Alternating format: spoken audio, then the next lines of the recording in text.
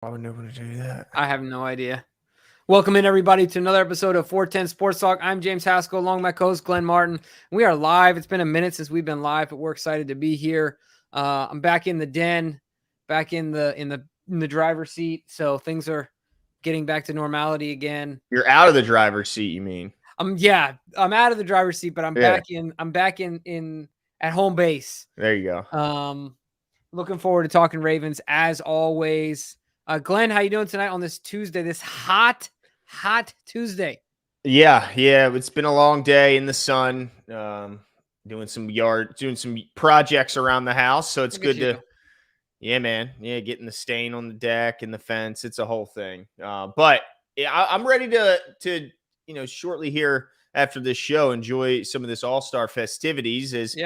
Adley Rutschman put on an absolute show last night. I mean, the long shot in the competition, the 8th seed, Jimbo. And I tell you what, he stole the early part of that show. There was a lot of sensational performances, but he was certainly one of them. I think he was the first one to put on a show like that. I mean, he was great, but also excited to see them.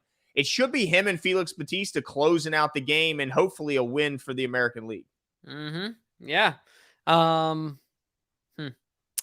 Going to be interesting to see. Yeah, I hope. I tell you, Hayes gets the start in center field because of the injury to Trout, which is just, I mean, this guy such bad luck with injuries. But and then we'll see. We should see Cano at some point in the game, and then of course Bautista. If he's not closing the game, especially if they have a lead, I'm going to lose my mind. She's going to turn it off. She's going to be. I'm going to lose my absolute mind. Yeah, and how about we stop? We let the Seattle Mariners or whoever that guy was stop being petty with the King Felix thing. What a clown, dude. What a clown. And of course, Felix is a good dude. So of course he's not going to be like, and English isn't his first language.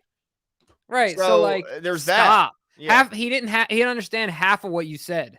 Guy was a clown. Yeah. Is that guy a professional? I have no idea, but if he is, he should lose his credentials. Yeah, that was absolutely embarrassing. Like he's the one coming up with that name. Like, it's crazy. It's the media. Like, go talk to the media. Don't talk to him. Anyway, in case you guys haven't seen it, some clown for the Seattle Mariners. I think it was media, either that or fan base. I don't know how else you get down on the field if you're not media, right? Yeah, I guess so, unless he won some sort of lucky competition. But he got a chance to be close to some All-Stars, including Felix Bautista, who he then criticized about the media calling him King Felix after he thinks that the only King Felix should be Felix Hernandez, formerly of the Seattle Mariners, who was, I think, the original King Felix. But, I mean, my goodness, I don't even know of him by that name. Anyway, we're not here to talk about that. We're here to talk about the Ravens, okay? Because, man, you touched on something there, Jim. That guy got me fired up because that guy such a humble, nice guy. Right. You can tell Felix is just a solid, nice dude. Like, he's just a nice guy. And that guy, it was ridiculous.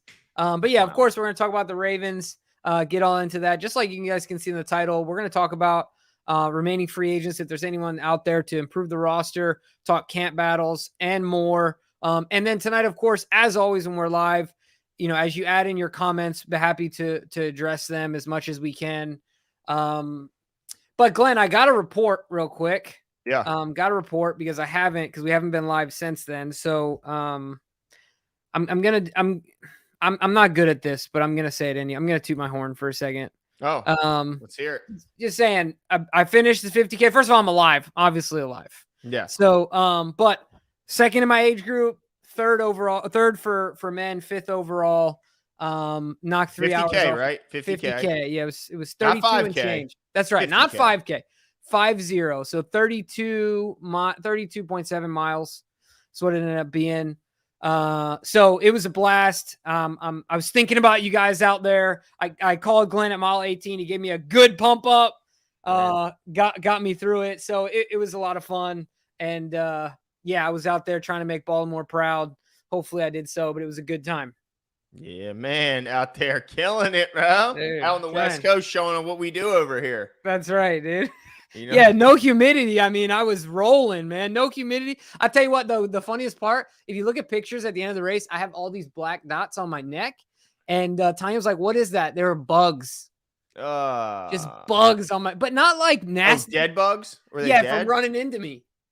You know You what I must have mean? been Like, putting up a good pace, Jimbo. you You're know, splattering bugs against your dude, net. it was funny though, On a man. pace, man. Yeah, it was Man. cracking me up. But no, it was a great time and felt Yeah. super happy to get through it. So yeah, man, shout out to Glenn for the pep talk. And DK gave me a quick one too. Nice. Yeah, dude. But yeah, it was a good time. Anyway, Well, I think where we should start here, Jimbo, is the same thing you brought up pre-show, is the proposed trade. Yeah, let's do Everyone it. knows there's two former first round picks here in the DMV area that did not have their 5th-year options picked up by their teams. Patrick Queen from the Baltimore Ravens and Chase Young from the Washington Commanders both did not get their 5th-year options picked up by their teams. Now, Eric DeCosta has said he'd still like to make a deal with Patrick Queen, just not maybe for the figure that 5th year would have carried. And I think Patrick's expressed desire to stay here, but most think that he'll price himself out of Baltimore with his play. Certainly ratcheted up that play after the acquisition of Roquan Smith, and with a full off season and then a full season ahead, most people think he's set to have his best year. So Chase Young, right down the street, not far in Washington, also didn't get his 5th-year option picked up, leading some to believe that maybe he could be on the move.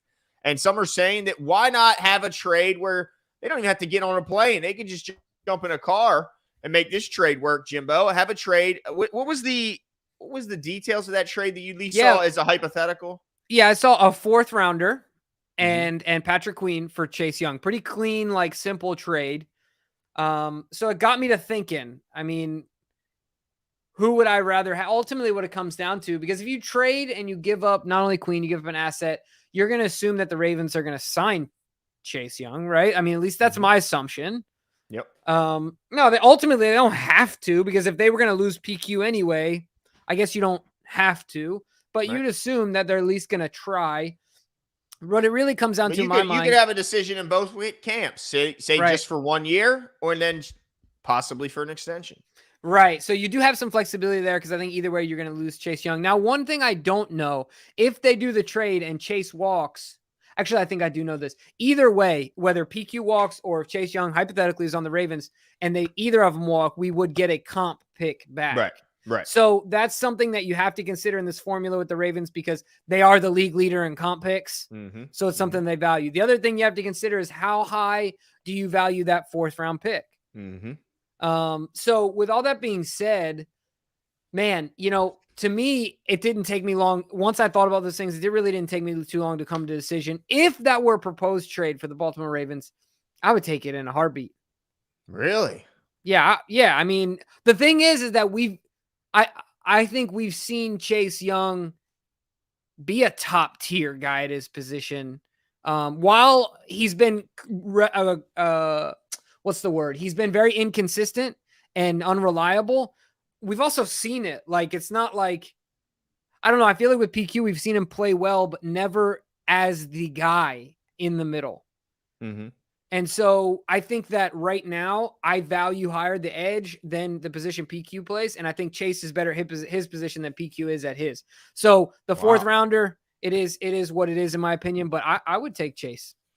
Wow. Interesting. Okay. Well, as far as the pick, I think they would throw that 4th in because it's expected that you're going to get a 4th in comp. Likely. Sure. So the pick doesn't really bug me. Because I guess the team trade, like I would assume the Commanders would try and sign Patrick Queen to an extension, so they're not going to get a comp. So they want that comp up front in the trade. So I get the 4th round pick. Doesn't really bother me. But beyond that, I got to say, Jimbo, I'm taking Pat Queen. Really? I'll keep Pat Queen. Here's why. In his first year, in his rookie year, Pat Queen played in 16 games, Chase Young 15. In his second year, Pat Queen played in 17 games, Chase Young 9. In his third year, Pat Queen 17 games played. In his third year, just 3 games for Chase Young. So he's played in 27 total games to Pat Queen's 50 in the same amount of years. That's a big one, right? You got to be on the field. You can't get better if you're not on the field, and you certainly can't produce if you're not on the field. So that's one big thing. Also, Chase Young, best season, rookie year, 7.5 sacks. He's got 9 sacks for his career. Pat Queen's best year, 5 sacks last year, has 10 for his career. So I get he's not coming from the edge, but Pat Queen's a pretty damn good blitzer. He is. For an inside linebacker. Also has 3 interceptions on his career to Chase Young's 0. So I think he's just a better football player. I think he makes our team better. I'm not sure Chase Young will even be on the field for all 6 or 17 games. I'd be surprised if he gets to 15. And even when he's been healthy, I mean, he hasn't been like sensation. He hasn't been the Bosa brothers. Like, he hasn't been unbelievable. Right. So I think I'll take Pat Queen and just have the best linebacker duo in football, rather than now you take Pat Queen out. Now you got to find someone to run next to Roquan who might be serviceable, but he won't be Pat Queen. Yeah, I think that's a good point, and that's something to consider, right? Like, what's your replacement like? How much is the drop off? We obviously know he's not going to be Pat.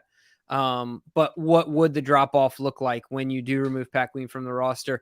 I guess the reason that the way that I looked at this is, what's my potential? Like, what's my highest potential? I think that Chase Young, it's all the potential still there. Yeah, he had one major injury. Mm-hmm. All right, and that affected 2 seasons of his, because it was at the end of season 2, and then it bled into season 3. Yeah. So I mean, yeah, I would love to know the statistics on how many guys pop an ACL in their NFL career. You know, I mean, it's got to be like 40%. 1 out of every 3, maybe 30%. Sad, but yeah. You know, so ultimately, that doesn't concern me a ton. Yes, you have to be on the field, but I mean, I don't know. I feel like that rookie year, man, he was all over the place. He wasn't just getting sacks. He was pressuring the quarterback. He was stopping the run well, and I think he was almost everything they anticipated him to be before he had health issues. Now, in year 2, like you said, he didn't play well before the injury, but really that year and a half is all you really have. So if you truncate it down in that year and a half, in year 1, and then half, you know, I think it was 9 games in year 2. Yeah. That's all I would look at. And while I think PQ has probably his better tape in those moments, I just think the position at edge is just higher value, you know? And I also started salivating at the idea of the 3-headed monster of all these young boys we have on the outside. Ajabo, Adafe, Young. I mean, and then you had Tyus Bowser in there. Like, that room is starting to sound really legit, you know, in my mind.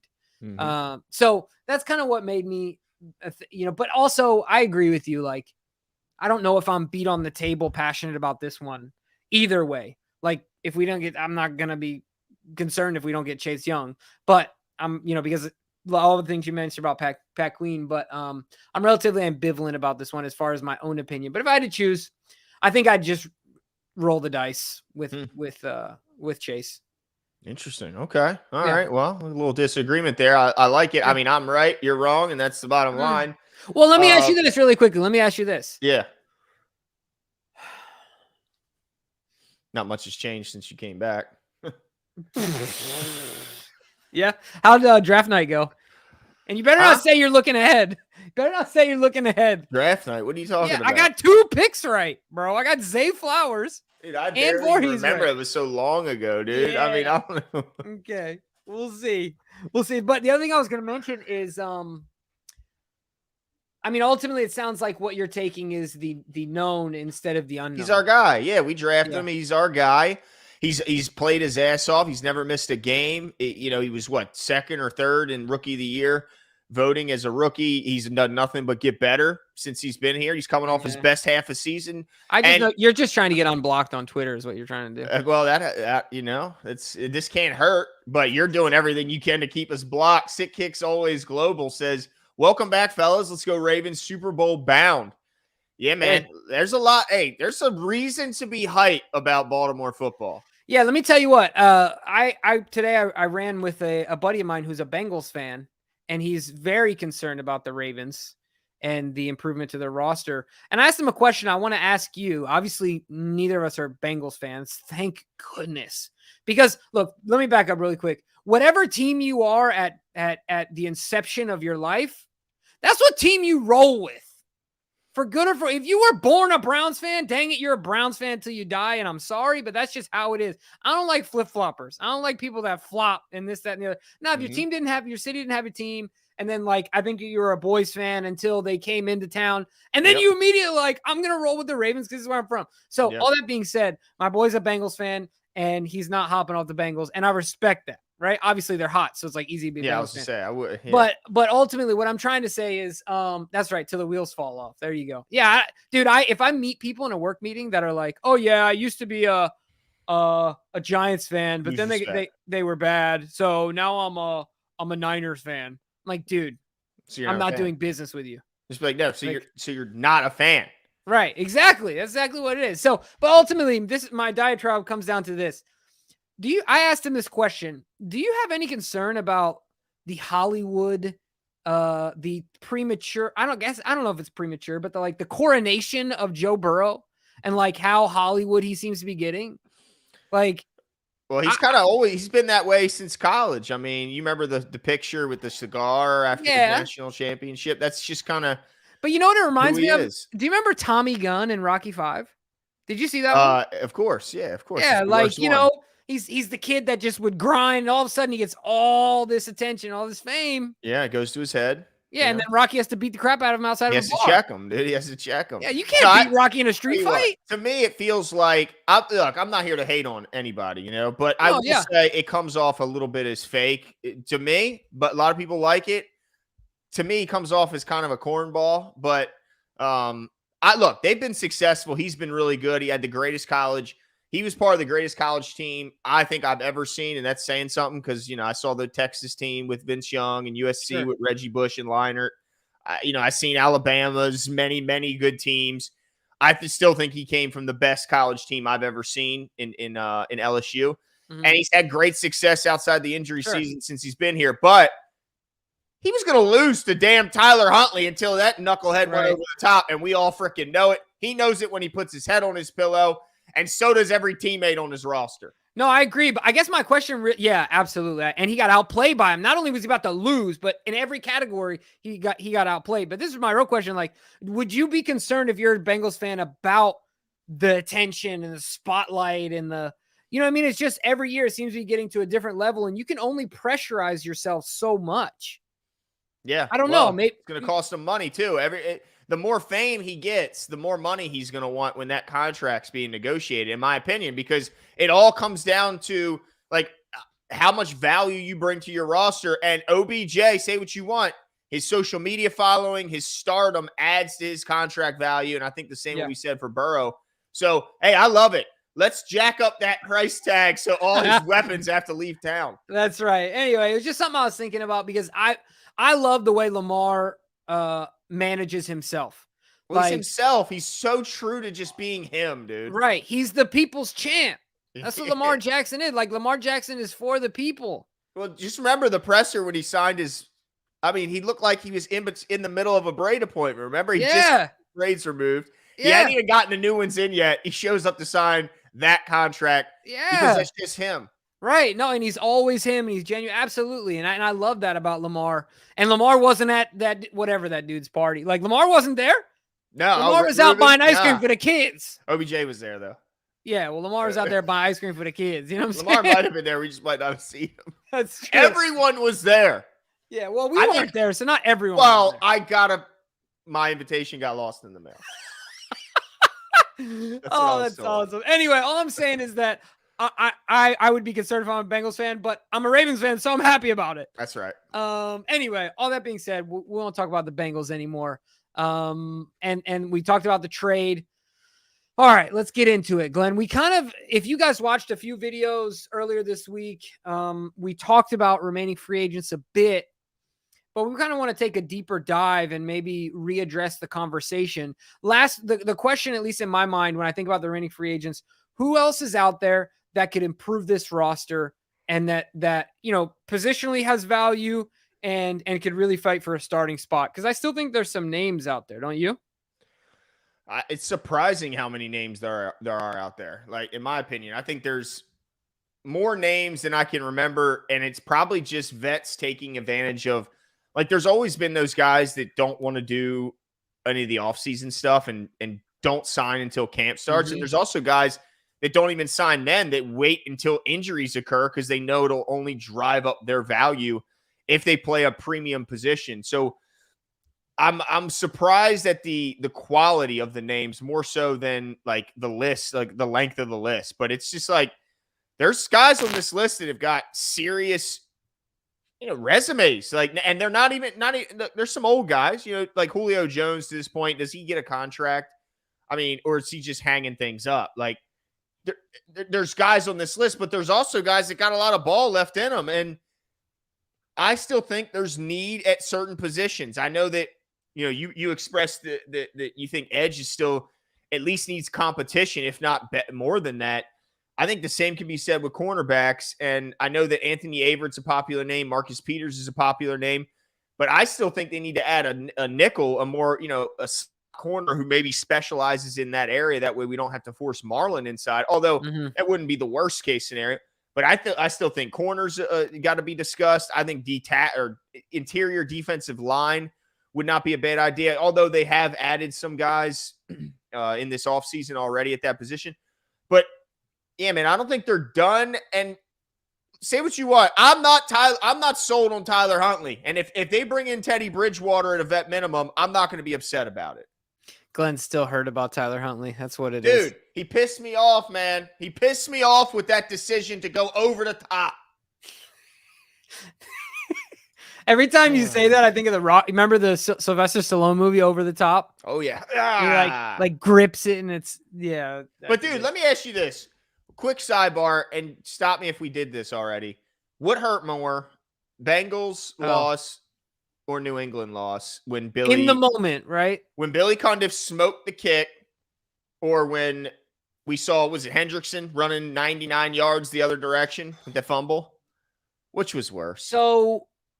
I really you got to count the Lee Evans and Billy Cundiff in one pile. So brutal, right? And then it was the Patriots. So even worse. So for me, hindsight, we won the next year. Yeah, no, but if you're in the moment, I go with the Patriots one still, because in my mind, I didn't think Lamar was coming back. So I thought any success we had in the playoffs was the cherry on top. I felt like Lamar was not going to be able to make it back based on kind of what we had been hearing. So I'm going with the Cundiff miss and the Lee Evans drop. Dude, if I ever see Lee Evans in person, no, I'm kidding.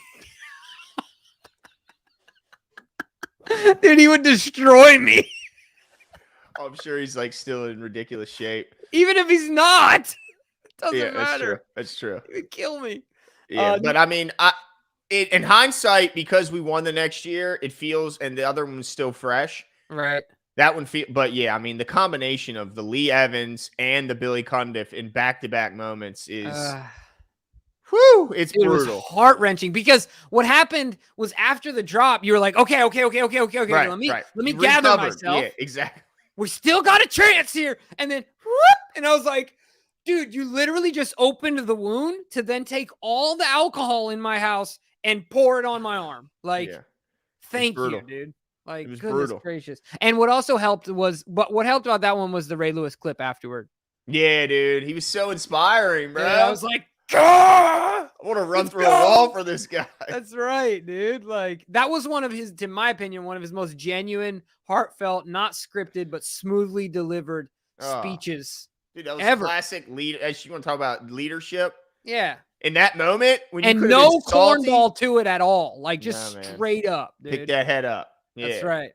No, I love seeing it. But anyway, back to the discussion here. Tom Votto says, who do you guys think will be the third cornerback? Stevens, Washington, Pepe, Blue Kelly, or maybe like bring back Fuller or a third corner not currently on the roster? Yeah, a lot of people are saying kick the tires on Kyle Fuller. His injury was early. Mm-hmm. Oh, man, it's another guy coming off an injury, older guy. It makes me nervous. Man, I mean, right now, I think the leader in the clubhouse in that group, man, I know they think Kelly, while Blue Kelly didn't play much outside at Stanford, they like the numbers they're seeing as far as his ability to change direction in a small area, and they think he can transition inside. But I think the leader right now is Pepe, but I wouldn't sleep on Ardarius Washington getting some play there. I mean, and what do they do with I mean, I guess Brandon Stevens is more so going to be on the outside, maybe kick Marlon in and let Brandon run on the outside. But I would say Pepe, Ardarius, and then Blue Kelly as far as my ranking of those four guys, and then Stevens is my fourth. Yeah, you know who I'm rolling with, dude? Hmm. Pepe, bro. I think Pepe makes a big leap forward. I think he showed physicality and athleticism last year, and I think he has an opportunity to kind of take over that role for the Ravens. So yeah, I think that he's going to be our lead dog as long as he's prepared himself properly. But I'm a big Ardarius Washington guy as well, and I think Stevens, poor Brandon Stevens, he just gets bounced around everywhere. Like he's already new at defense in football, and they're like, "Oh yeah, play safety, play corner, play slot, play." You know what I was thinking though, Glenn? What do you think? I wonder if they try and take Stevens and do some of what they did last year with Kyle Hamilton. You know, he's a big guy. He's a bigger corner. Mm-hmm. He's not one of these small guys like Pepe or Washington. He's naturally physical. So like going up against a tight end, I don't think he would be physically overwhelmed.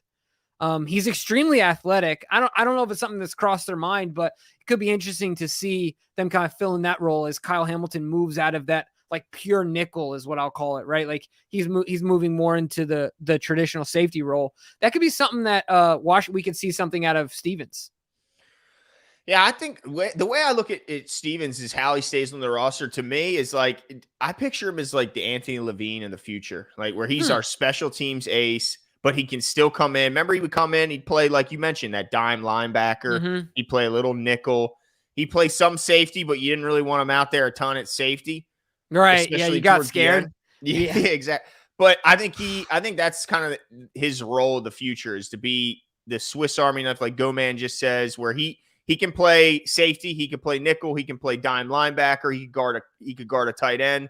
But you know, he's the special teams leader and special teams ace. I think that's his best chance of becoming a major contributor, because I have trouble trusting him as a corner that he's not just going to get, like, how many times do you think the quarterback is going to throw his way if he's out there and I look out and I see Marlon on one guy, I see Rock Yasin on somebody else. I'm going to go at Stevens. And I know he's had some moments and he's got a short memory. He's a tough guy, but man, he's also had some times where he just couldn't find the ball, and it's kind of hurt the Ravens. So yeah, it's going to be. But don't be surprised. So let me actually say one more thing about this group of the guys returning: Pepe, Washington, and Stevens. I think Pepe takes the role at slot. I think he makes improvements, but don't be surprised if Brandon Stevens is the most improved of the three. Okay. Because he's still new at defense. He's been bounced all over the place, and I think he has physical gifts that other guys just don't have. So anyway, don't be surprised. I think there's still a lot of room for him to get some like newbie gains, if you will. And really make some strides. So I'd be interested to see. Okay. Yeah, it's gonna be keep your eyes on. That's a battle I think is circled in everybody. Any football fan of the Ravens, they're looking at the cornerback room, they're looking edge. There's a few positions I think are going to be garnering the most interest, and that's certainly one of them. How much have you loved seeing that? This is I know that social media is certainly much more prevalent than back in the day, but the fact that we have a quarterback who gets together with his weapons, is showing all this stuff on social media, and then those weapons are found at his charity events where they're giving back to the kids. Imagine being a kid in Florida and you go to an event expecting to see, the great Lamar Jackson, and Odell Beckham Jr. comes through. And then also Zay Flowers comes to and they're signing autographs. He buys the ice cream truck for the kids. I mean, it's just so cool that we got him still in Baltimore, because this would be devastating to watch him do this in another team's uniform.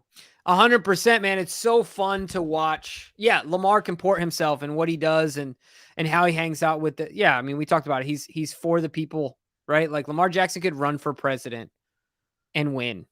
Like I feel pretty confident about that, just because he's so likable, man. He's so honest and genuine. Now, the honest and genuine part would keep him out of politics, because that's just how it goes these days. But ultimately, yeah, it's really cool to watch. He's got a magnetism to him.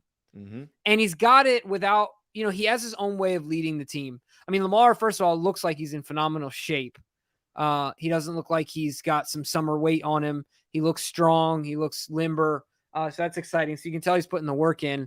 And then guys are following him, man. I mean, ultimately it's about modeling. So it's fun to watch. Like, I'm so excited. Glenn, I'll just say this. We talked about this, I think, on Saturday or Sunday.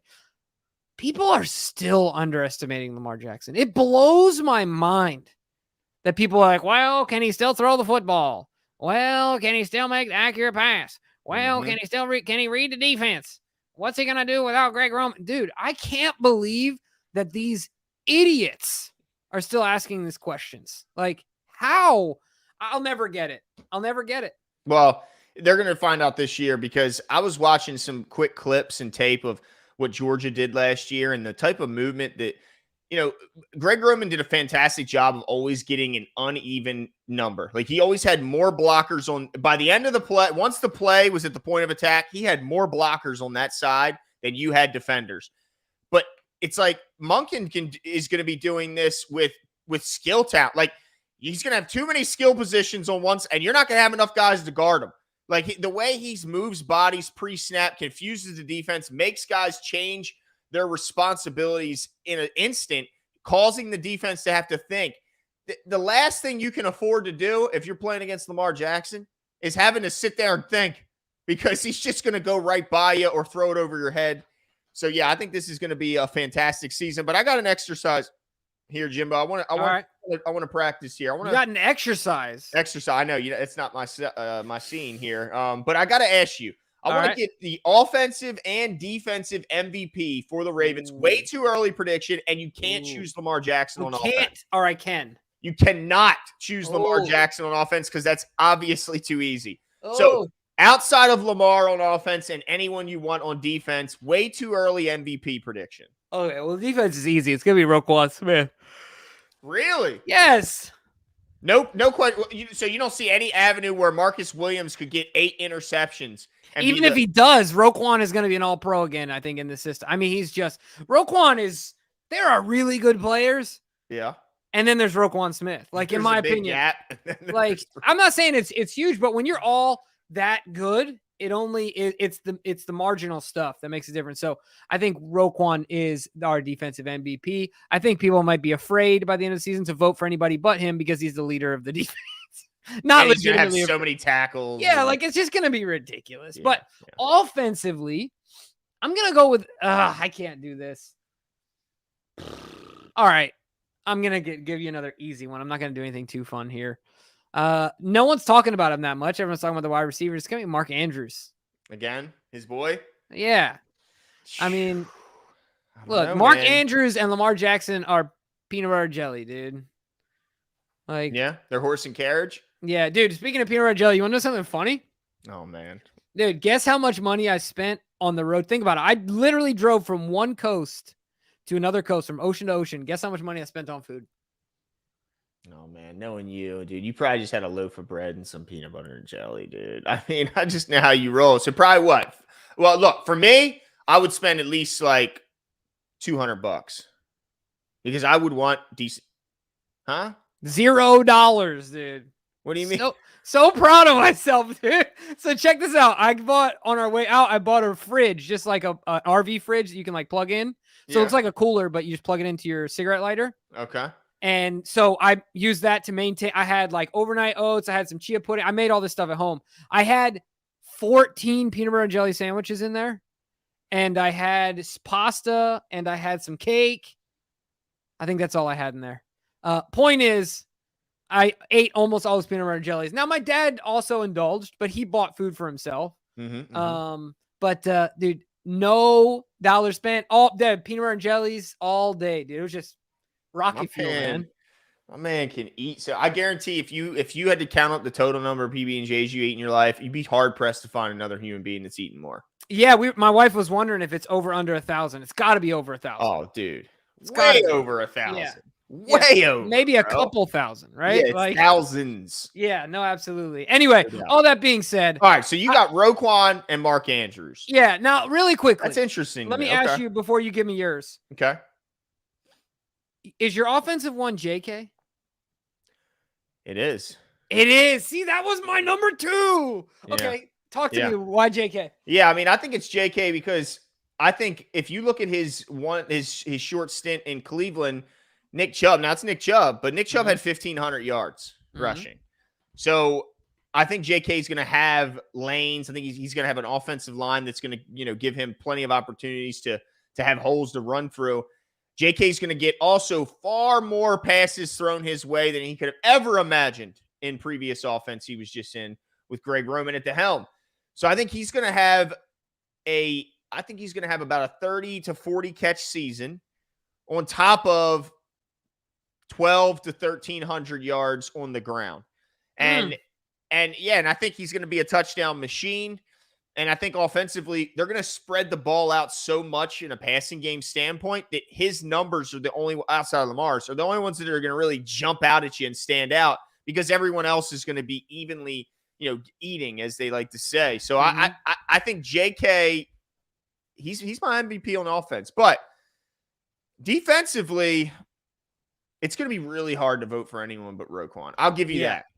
But I think, and this is how good of a year I think this guy's going to have, I think Kyle Hamilton is going to make people think about it, because this guy, I think he's going to be a turnover creator this year. It's something we hadn't seen in his rookie season. I think that gets added to the bag, as they say. And I think he's going to not only have moments where he's in that role, which made him the number 1 rated safety in all of football, but now his game will be expanded into that hybrid role where he's doing some of what Chuck Clark did, plus of what he did. He's going to have so many more opportunities to make plays on the football. And I think that just means he gets more turnovers. He gets more splash plays on SportsCenter, which might just get some votes to get him, the defensive MVP. Hold on. Stop the presses. What's up? I think the latest is this is the Johnny Holiday just said, you guys do a nice job.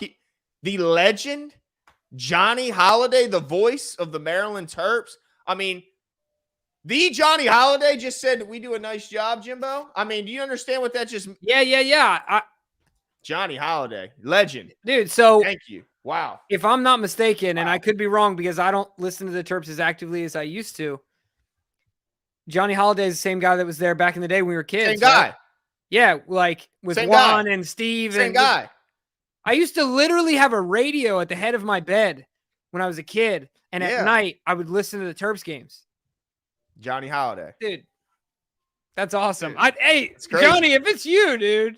I think that's him. Just let us know. And look, we want you on the show. Dude,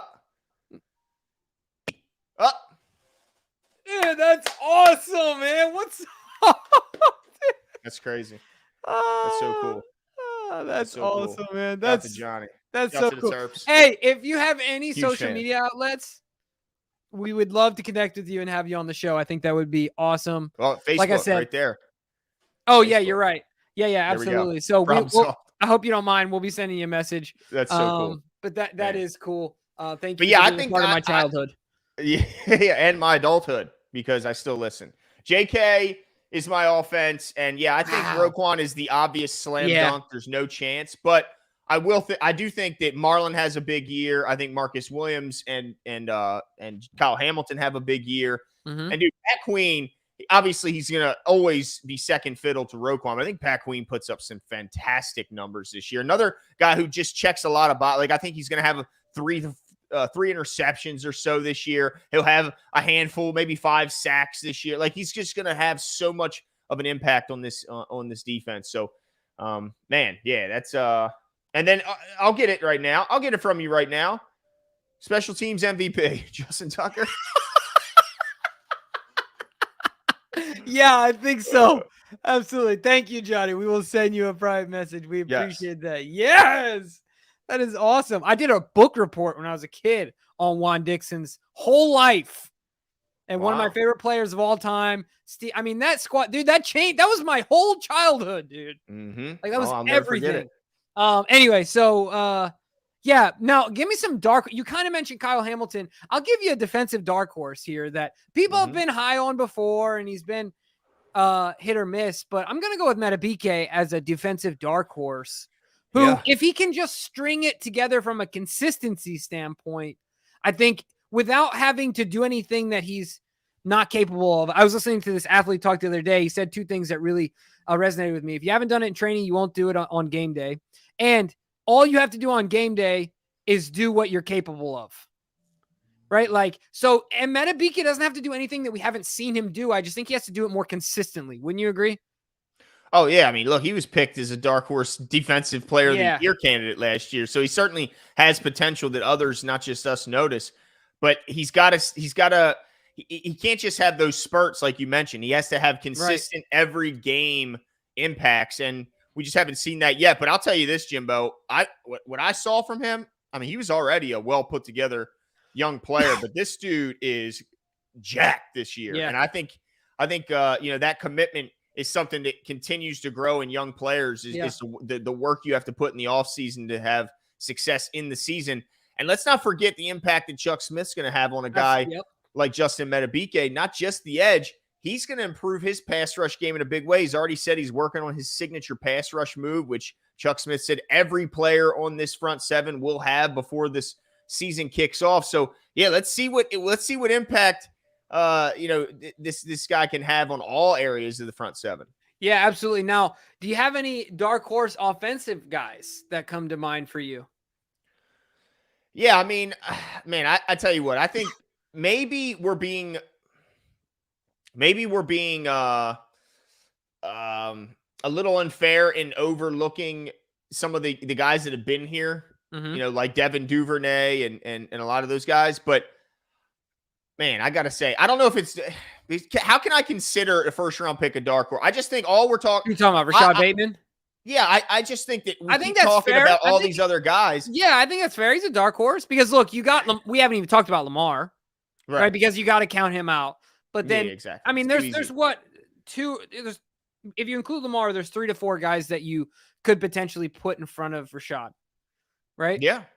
No, I think he's a dark horse. I think it's fair. I'm glad No Surrender brought up Zay Flowers because that's who I was going to say. That would be pretty unprecedented. Is he a dark horse? I mean, I see what you're saying because as an offensive MVP, because Q destroyed you. Well, no, he didn't destroy me. Because we don't know who's right and wrong. I know, but he destroyed the premise that he could be our number one. Yeah, he attempted to, but ultimately, look, my point is still valid. How can you say Rashad Bateman and OBJ are your number 1 and number 2, and they can't stay healthy? In the if you take hey, you don't have to do that. You don't have to attack our other guys to prop up Zay. You don't have to do that. No, you're right. I'm not trying to attack them, but my point is that part of my formula in saying Zay's going to be on number 1 is just simply that he's going to be on the field. Like we talked about that with PQ. He's been on the field. He's been incredibly consistent. But if we're just going off college tape, Bateman has never gotten hurt either. You're right. But I don't. We got to go off the NFL tape, man. No, you're right, and we don't have any of Zay. That's why it's a bit of a dark horse take. But okay. Zay's different, dude. Zay's different, man. I tell you what, dude, he is going to be such a fan favorite.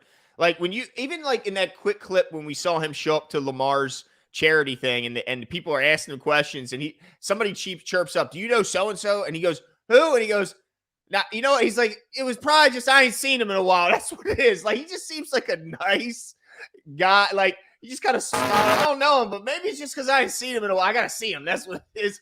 Like, he just seems like a likable. His smile is so infectious, like, and hardworking. I mean, I just think he's going to skyrocket the fan favorite list here in Baltimore. Yeah. Yep, 100%. I'm looking forward to it.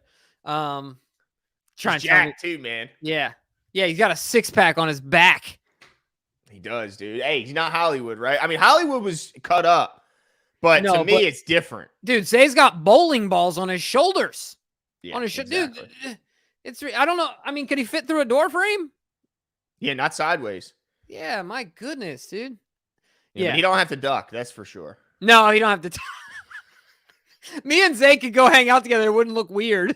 You know what I mean? Like, he wouldn't be so much abnormally larger than me that it just wouldn't look awkward. I go hang out with, like, if I try Campbell. Yeah, that'd be a serious problem, right? It'd be like, Clay is walking around with his lunch over here. Like. Exactly.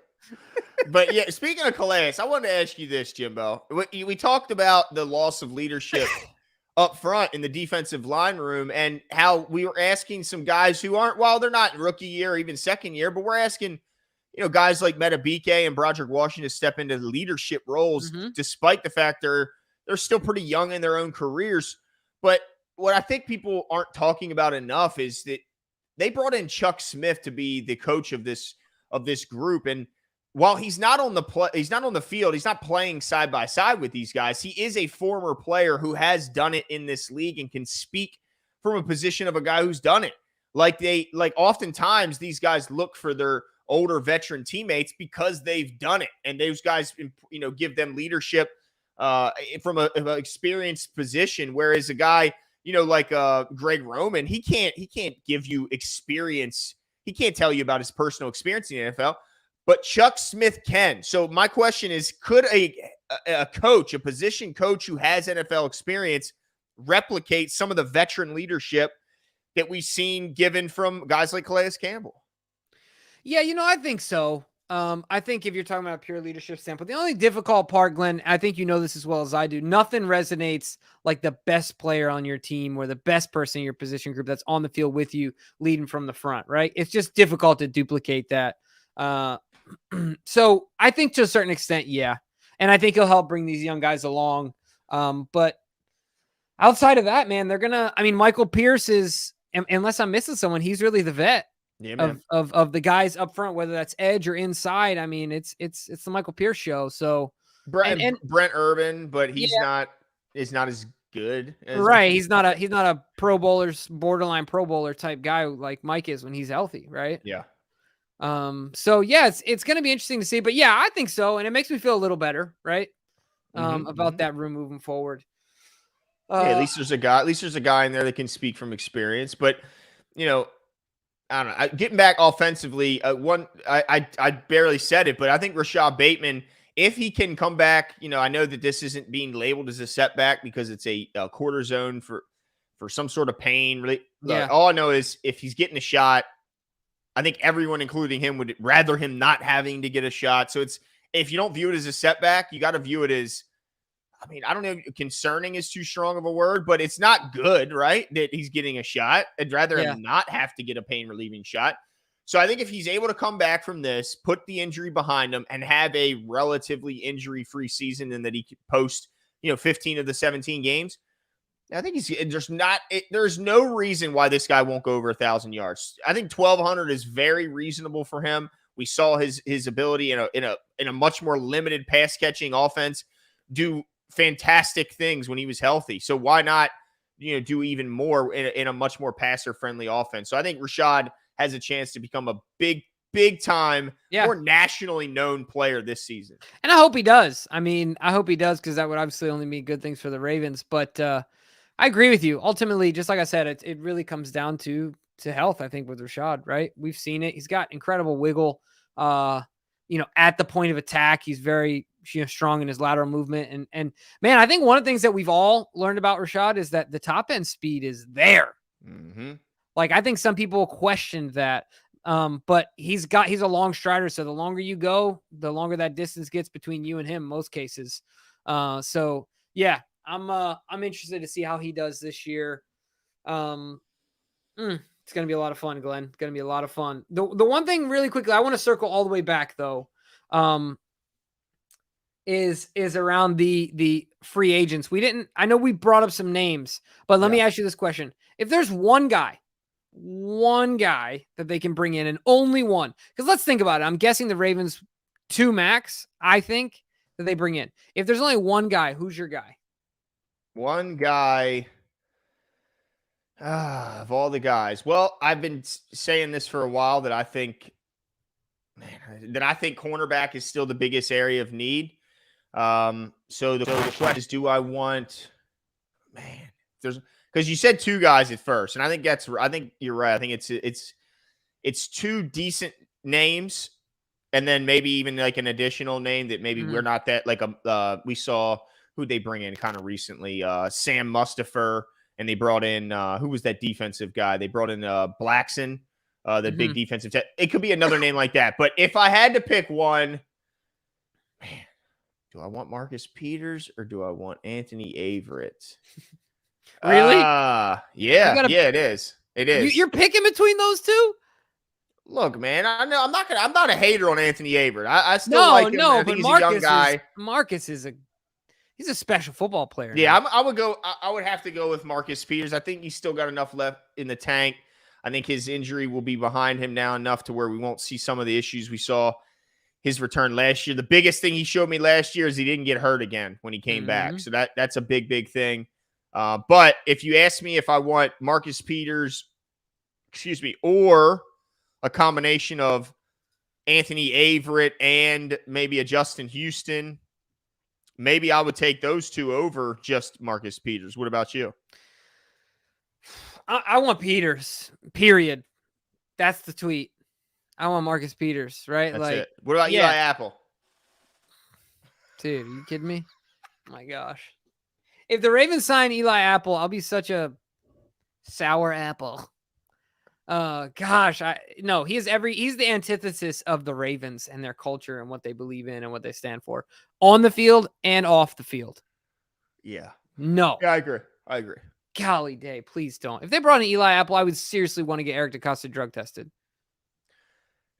Well, I think Steve Bisciotti might come down to town because he does not fit exactly what let's say, because I think you're going to say Marcus Peters too, but I have a list in front of me. It's got some names on there. If you couldn't have Marcus, is there a secondary guy? Because some people say that he's going to go sign with the Raiders and that he's already cryptically said his goodbyes to Baltimore. Yeah. So if you're asking me if there's a second guy of all the free agents out there. Yeah. Oh, we talked about this, and there's an edge guy that I hate that I'm blanking on his name. An edge guy. Let's see here that you did we talk about? I mean, we talked about the most. Oh, of course. Yeah. Duh. He's former Raven. Justin Houston. I'd go right to Justin Houston. Same thing. Like, I want our guys back. Okay. If it has to be either or. If it's not Marcus, I know that obviously Marcus would be more expensive than Justin. At least I'm assuming. I mean, Justin had 9.5 sacks last year. Yeah. But if it's not him, then it's Justin. I'm taking him over anybody else on the list. Yeah. Same here. And then last, do you have any like Kyle Fuller? He had some. I think a lot of people were excited about him, but he blows the knee out right before the season. Any chance that he could be the free agent? Okay. I think there's a chance that he could. I think if he comes in, we're still going to get another. I wouldn't consider him the free agent. You know what I mean? I think if he comes in, it would be with someone else. And I'd be happy to have him back because I thought he was doing well and playing well, and he fits in that role. It would just all be about the health of the knee. Yeah. So I'd love to have him there. If he's healthy, I mean, I'm sure that the team would rather have him instead of Pepe filling in that role, depending on Pepe's development. Yeah. I mean, I think he's got a lot of fans rooting for him. I'll say that. Yeah, absolutely. I mean, I know I'm one of them. I love his game, love his personality, super upbeat and positive, and he's got, like I said about Lamar, he's got a certain magnetism about him. Certainly, Ravens media likes Pepe. Yeah, well, they love his nickname. And he's such a smiley guy. I mean, he's a guy you'd want to interview. But before we go, I just want to remind everyone that the Ravens will be dropping their training camp passes as well as having their open practice at the stadium this season as well as they have in the last couple. So don't miss out. We were going to be certainly, just like you guys, efforting to try and get as many passes as we can to make it out to training camp. And we'd love to meet you guys out there if you can be one of the lucky contestants to get on. And then we're also, in the early stages of planning some sort of an event surrounding one of those days. So, definitely be on the lookout and keep up with us here. Hit the subscribe button, click the bell so you don't miss a broadcast. But I think that's it for us tonight. We'll be back on Thursday to talk some more Ravens. Yeah, absolutely. And now you guys know Johnny Holiday is coming on the show. He said it here. That's right, dude. So shout out. Yeah, man. Thing. Pretty awesome. Cool. Yeah. All right, guys. Talk to you soon. Have a great night.